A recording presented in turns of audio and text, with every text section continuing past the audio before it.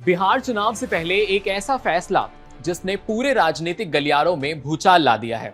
दुलारचंद यादव हत्याकांड के बाद चुनाव आयोग ने सख्त रुख अपनाया है। मोकामा के एसपी समेत 4 अफसरों का तबादला और एक अधिकारी को सस्पेंड करने का बड़ा आदेश जारी हुआ है। तो अब सवाल उठ रहा है कि आखिर ये एक्शन किसके इशारे पर है और क्या इस हत्या के पीछे की सियासी कड़ियां खुलने लगी हैं। नमस्कार, आपके साथ मैं हूं वात्सल्य सारथी कसौदन और कड़क के इस सेगमेंट में आपका स्वागत है। सबसे पहले आपको बताते हैं कि मामला है मोकामा टाल क्षेत्र का, जहां कुछ दिन पहले जनसुराज पार्टी के कार्यकर्ता और स्थानीय नेता दुलारचंद यादव की गोली मारकर हत्या कर दी गई। वो अपने प्रत्याशी के लिए प्रचार कर रहे थे, तभी 2 गुटों में मारपीट और फायरिंग शुरू हुई और इसी बीच उन्हें गोली लग गई। पोस्टमार्टम रिपोर्ट में पैर में गोली लगने की पुष्टि हुई है।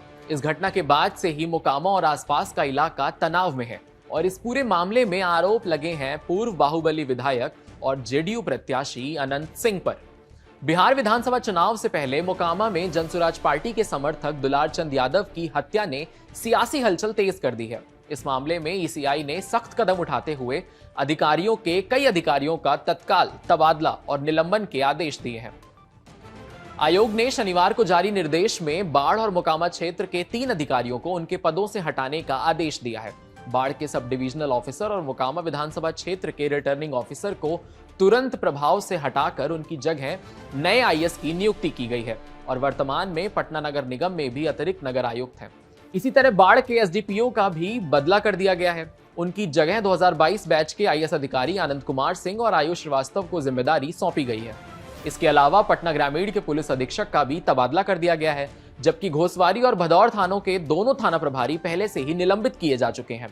आयोग ने हटाए गए अधिकारियों के खिलाफ विभागीय कार्रवाई शुरू करने के निर्देश दिए हैं।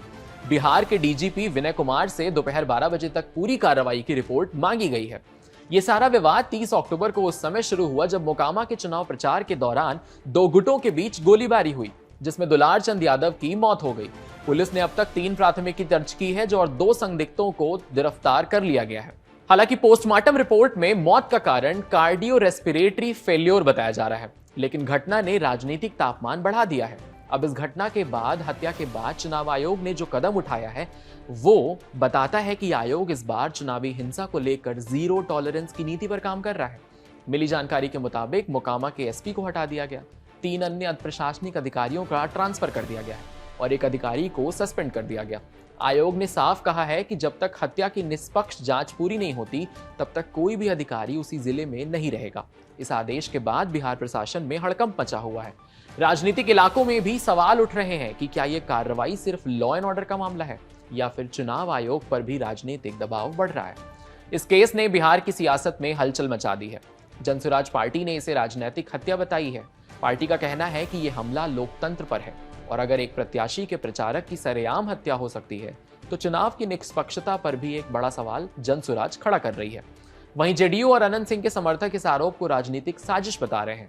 लेकिन जो भी हो, चुनाव से ठीक पहले मोकामा की यह गोलीबारी का पूरा मामला बिहार पुलिस और चुनाव आयोग की भूमिका पर नजरें बनाए हुए है। पुलिस ने इस मामले में कई लोगों से पूछताछ शुरू कर दी है। स्थानीय प्रशासन ने घटनास्थल से खोखे हथियार के निशान और सीसीटीवी फुटेज बरामद किए हैं। पुलिस सूत्रों के मुताबिक शुरुआती जांच में यह मामला राजनीतिक रंजिश और शक्ति प्रदर्शन से जुड़ा हुआ है। फिलहाल एफआईआर दर्ज हो चुकी है और सभी आरोपी फरार बताए जा रहे हैं। एसआईटी यानी स्पेशल इन्वेस्टिगेशन टीम गठित कर दी गई है।